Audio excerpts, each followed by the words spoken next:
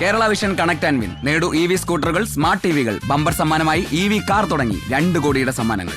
Connect ചെയ്താൽ ജയമുറപ്പ്. കലാകാരന്മാരുടെ ദേശീയ സംഘടനയായ നന്മ നിലമ്പൂർ മേഖലാ കമ്മിറ്റിയുടെ ആഭിമുഖ്യത്തിൽ ലോക സംഗീത ദിനാചരണം സംഘടിപ്പിച്ചു. നിലമ്പൂർ ഹംസധ്വനിയിൽ വെച്ച് നടന്ന പരിപാടി പ്രശസ്ത കവിയും ഗാനരചയിതാവുമായ സുരേഷ് നടുവത്ത് ഉദ്ഘാടനം ചെയ്തു. സംഗീതം മനുഷ്യരെയെല്ലാം ഒന്നിപ്പിക്കുന്ന ഭാഷയാണെന്നും ഇത്തരം കൂട്ടായ്മകൾ പ്രാദേശിക കലാകാരന്മാർക്ക് വലിയ പ്രോത്സാഹനമാണെന്നും ഉദ്ഘാടകൻ സുരേഷ് നടുവത്ത് അഭിപ്രായപ്പെട്ടു. എല്ലാവർക്കും ആശ്വാസവും ആനന്ദവും നേടുന്ന നമ്മൾ എല്ലാവരും ഒന്നാണെന്ന ചിന്ത ജാതി മത വർഗ ഭേദമന്യേ ഇന്നത്തെ കലുഷിതമായ കലാപകാലത്ത് നമ്മളെ എപ്പോഴും ഓർമ്മിപ്പിക്കുന്ന കല കലഹമല്ല, മറിച്ച് സ്നേഹമാണ് എന്ന് നമ്മളെ ചേർത്ത് പിടിക്കുന്ന ഒരു ദിനത്തിലൂടെയാണ് നമ്മൾ ഇത്തിരി പേര് കടന്നു പോകുന്നത്. ഞാൻ പല വിദേശ രാജ്യങ്ങളിലൂടെ സഞ്ചരിച്ചു.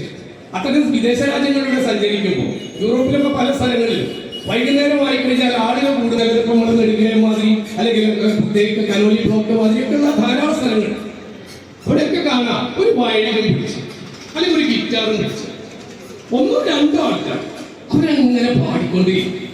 ആ പാട്ട് കേട്ട് നമ്മളങ്ങനെ സഞ്ചരിച്ചോണ്ടിരിക്കുമ്പോൾ മനസ്സിനുള്ളിലേക്ക്. ചടങ്ങിൽ മാധ്യമപ്രവർത്തകൻ TK സതീശൻ അധ്യക്ഷത വഹിച്ചു.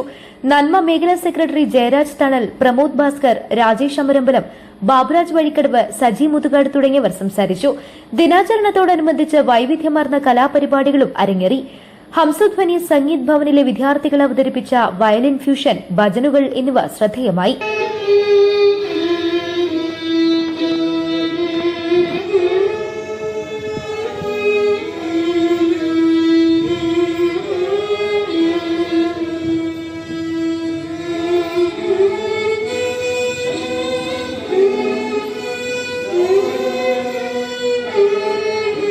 തുടർന്ന് പ്രാദേശിക കലാകാരന്മാർ അണിനിരന്ന കരോക്കെ ഗാനമേളയും നടന്നു.